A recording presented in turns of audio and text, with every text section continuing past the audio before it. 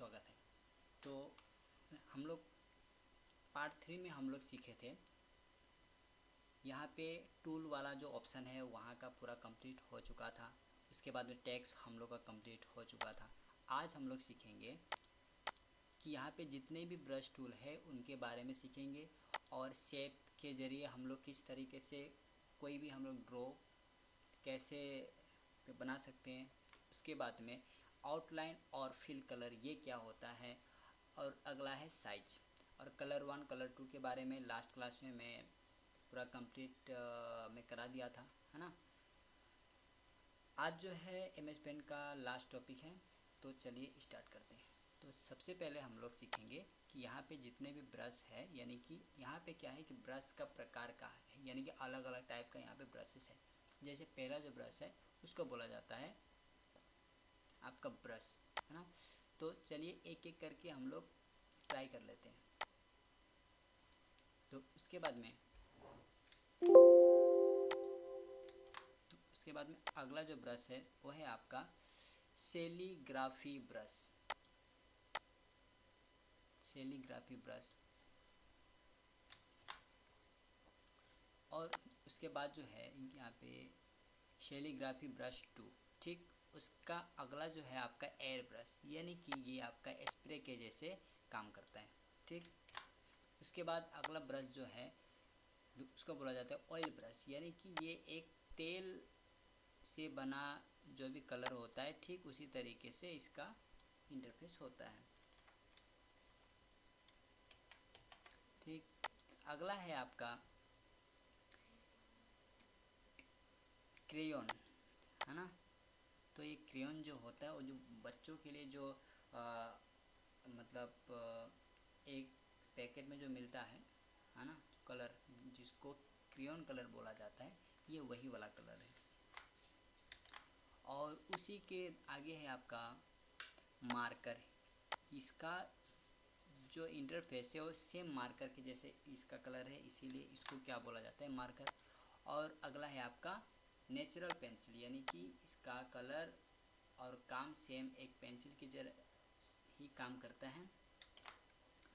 और उसके बाद है और लास्ट है वो है आपका वाटर कलर, यानी कि पानी वाला जो कलर होता है उसका सेम इंटरफेस ये वाला कलर आपको दे देगा। उसके बाद में चलिए हम लोग स्टार्ट करेंगे कि यहाँ पे जितने शेप है उसका यूज करके किस तरीके से हम लोग ड्रॉ कर सकते हैं। तो सबसे पहले हम लोग आज बनाएंगे एक घर। तो चलिए स्टार्ट करते हैं। तो देखिए,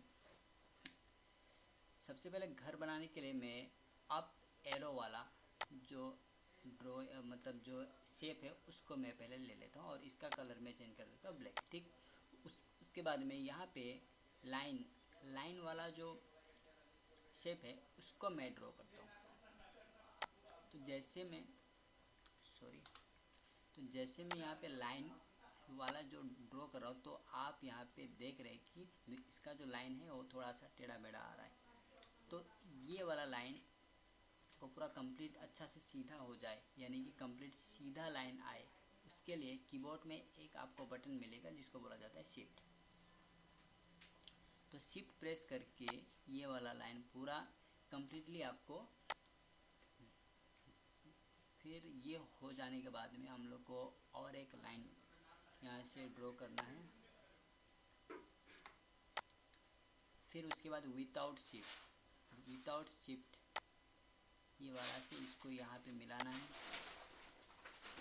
फिर अगला है आपका यही वाला लाइन को फिर से विथ शिफ्ट, यानी कि शिफ्ट के साथ में प्रेस करके ये लाइन पूरा कंप्लीटली सीधा लाइन लेके जाना है। उसके बाद यही लाइन यहाँ से फिर से हम लोग ड्रॉ करेंगे।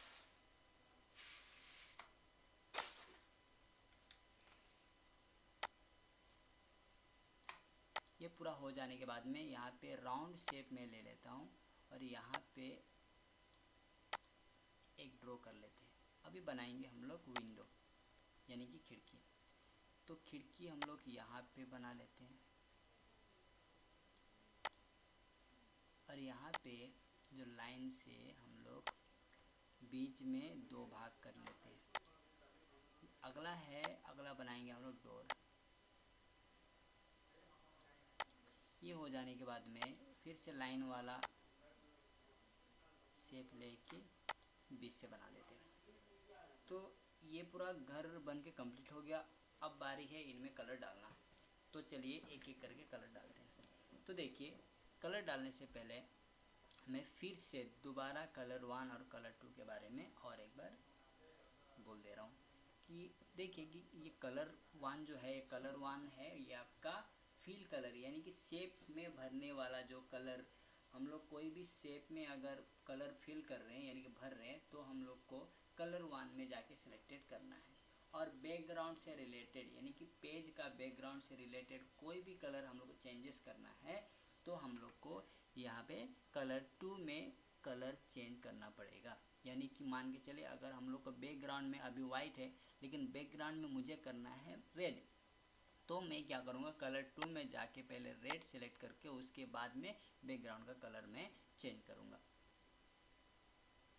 तो चलिए पहले क्या करेंगे कि इसमें कलर डाल लेते हैं। तो सबसे पहले मैं यहाँ पे छत में जो कलर फिल करेंगे, पहले कलर 1, उसके बाद में ये कलर चॉइस करके ये कलर को यहाँ पे लोड करेंगे। उसके बाद में ये बाल्टी को लेके आके यहाँ पे एक एक करके फिल करेंगे। ठीक, ये हो जाने के बाद में अगला जो है, यहाँ पे अलग कलर डाल देते हैं। खिड़की में अलग कलर डाल देते हैं और यहाँ पे जो डोर है, डोर में अलग कलर डाल देते हैं। तो हम लोगों ने आज क्या क्या सीखा। सबसे पहले हम लोग ब्रश के बारे में जाने, फिर उसके बाद में एक घर बनाए कि ड्रॉ कैसे किया जाता है, MS पेन में घर कैसे बनाया जाता है। ठीक, उसके बाद में बात आता है कि यहाँ पे आउटलाइन और फिल, मतलब ये आउटलाइन कलर क्या होता है और फिल कलर क्या होता है। तो फिल कलर जो होता है वो हमेशा कोई भी शेप के अंदर भरा जाता है। कोई भी शेप के अंदर भरा जाने वाला जो कलर होता है उसी को फिल कलर बोला जाता है। और आउटलाइन कलर क्या होता है, शेप के बाहर, आउट मतलब बाहर, शेप के बाहर जो भी बॉर्डर होता है उसमें जो कलर फिल होता है उसी को बोला जाता है आउटलाइन कलर। तो चलिए एक बार ट्राई करके देख लेते हैं। जैसे कि यहाँ पे मैं एक शेप ड्रॉ कर लिया। अब देखिए मैं अगर फिल कलर में ये बकेट को मैं फिल कर रहा हूँ, जब मैं फिल कर रहा हूँ तो कलर 1 में जो भी कलर है ये फिल मतलब भरना, और ये हमेशा शेप के अंदर कलर भरता है, ये बात को याद रखिएगा। उसके बाद में नेक्स्ट आ रहा है आपका आउटलाइन।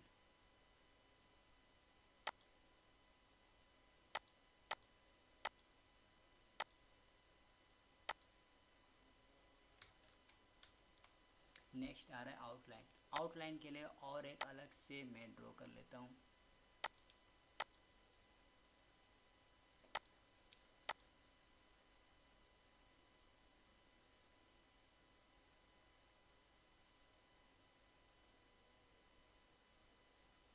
ये हो गया। और आउटलाइन मतलब बॉर्डर का जो भी कलर होता है वो होता है, लेकिन यहाँ पे आउटलाइन में क्या है, नो आउटलाइन और एक है आपका अलग अलग कलर। और यहाँ पे जैसे हम लोग जो यहाँ पे ब्रश का टाइप हम लोग देखे थे, सेम चीज़ यहाँ पे शो कर रहा है। और हम लोग को यहाँ पे ये चॉइस करके बताना है कि यहाँ पे आउटलाइन जो भी कलर होगा यहाँ में से कौन सा ब्रश का हम लोग यूज करेंगे। ठीक, अब देखिए अगर यहाँ तक किसी को कुछ दिक्कत है तो आप लोग कमेंट के ज़रिए आप लोग मुझे कमेंट कर सकते हैं। मैं पूरी कोशिश करूँगा कि आप लोग का कमेंट का आंसर मैं आप लोग को दे सकूँ। उसके बाद में देखिए अगला है हम लोग का व्यू। अब व्यू में जो है क्या, व्यू में सबसे पहले देख लेते हैं कि यहाँ पे कौन कौन सा ऑप्शन है। तो सबसे पहला जो ऑप्शन है वो है आपका जूम इन, यानी कि हम लोग यहाँ से जूम इन कर सकते हैं। यहाँ से हम लोग जूम इन कर सकते हैं और यहाँ पे उसी के बगल में जो है यहाँ से हम लोग जूम आउट कर सकते हैं।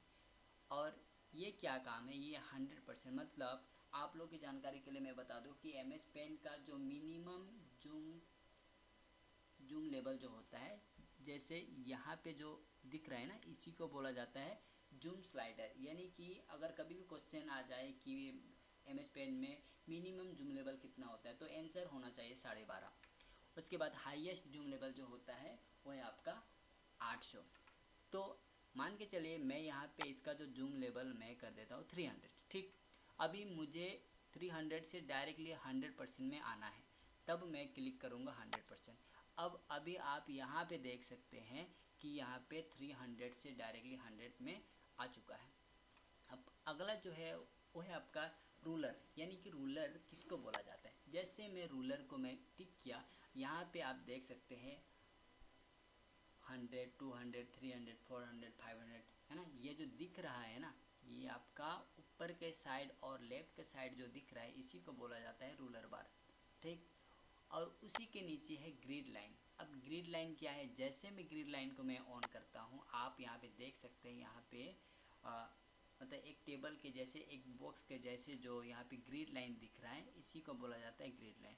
और ग्रिड लाइन, अब देखिए ग्रिड लाइन होता क्या है, ये ग्रिड लाइन तो यहाँ पे दिख रहा है, लेकिन जब हम लोग प्रिंटिंग करेंगे तो प्रिंट में हम लोग का ये ग्रिड लाइन नहीं दिखेगा, यानी कि शो नहीं करेगा। उसके लिए मैं आप लोगों को यहाँ पे आके प्रिंट में जाके, प्रिंट प्रीव्यू में जाके मैं आपको प्रूफ करके दिखा रहा हूँ।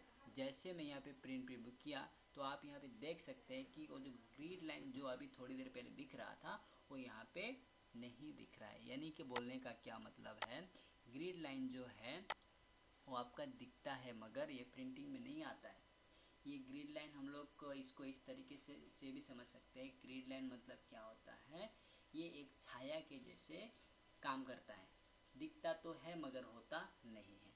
अब उसी के नीचे है आपका स्टेटस बार। अब स्टेटस बार किसी को बोला जाता है, यहाँ पे जो आपको पेज का स्टेटस दिखा रहा है, यानी कि पेज का हम लोग का यहाँ पे पेज का लंबाई और चौड़ाई, हाइट और वेट, मतलब इस पेज का लंबाई और चौड़ाई कितना है, उसी का यहाँ पे हम लोग को स्टेटस शो कर रहा है। कि जैसे कि हम लोग, जैसे मैं यहाँ से मैं अभी ड्रैग करो, जैसे मैं यहाँ पे थोड़ा सा ड्रैग किया तो आप यहाँ पे देख सकते हैं कि यहाँ पे ये पेज के लंबाई और चौड़ाई के हिसाब से यहाँ पे उसी का सारा लंबाई चौड़ाई का हिसाब यहाँ पे स्टेटस बार में शो कर रहा है। अगर मुझे हाइड करना है तो यहाँ पे मैं स्टेटस बार को अनटिक कर देता हूँ। जैसे मैं यहाँ पे अनटिक किया, आप देख सकते हैं यहाँ पे जो थोड़ी देर पहले स्टेटस दिखा रहा था वो अभी शो नहीं कर रहा है। अगला है आपका फुल स्क्रीन, यानी कि ये ऑप्शन हम लोग को इस पेज को पूरा कम्प्लीटली फुल स्क्रीन करके दिखा देता है। अब बात आता है, ये हो जाने के बाद में अगर हम लोग को जैसे पहले जैसे करना है तो कीबोर्ड में आपको एक बटन मिल जाएगा ESC, उससे भी आप बाहर आ सकते हैं। तो आज का क्लास में इतना ही। नेक्स्ट क्लास में अलग अलग ड्राइंग करके मैं आप लोगों को दिखा दूंगा कि किस तरीके से ड्राइंग किया जाता है। और अगर आप लोग मेरे चैनल में नए हैं तो चैनल को सब्सक्राइब करें, लाइक करें और अपने सभी दोस्तों को शेयर करें, ताकि उन लोग को भी कंप्यूटर से रिलेटेड सारी जानकारी